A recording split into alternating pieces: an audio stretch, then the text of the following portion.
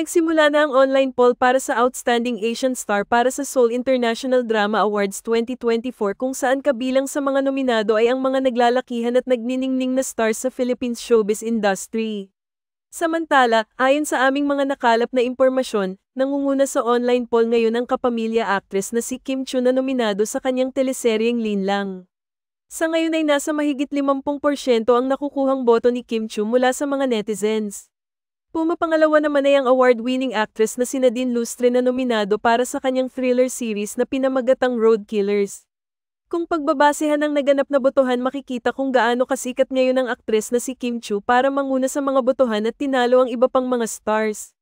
May mga naniniwala naman na ang dahilan nito ay ang matagumpay nilang tambalan ng aktor na si Paulo Avellino.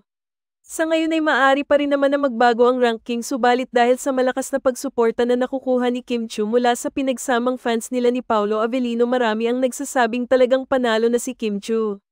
Sa kabilang banda, hindi napigilan ng ilang mga tagahanga ni Kim Chiu na sabihin kaya nag-iingay ngayon sa social media ang kapuso actor-director na dating nobyo ni Kim Chiu ay para makuha niya ang atensyon ng ilang mga sumusubaybay sa aktres.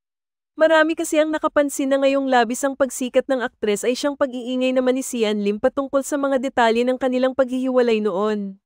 Matatandaan na sa ilang panayam ay inilahad ni Sian Lim na si Kim Chiu talaga ang nag-initiate ng kanilang paghihiwalay kaya naman ito ang nararapat na makatanggap ng mga pambabatikos na natatanggap niya. Ano ang sa inyo sa balitang ito?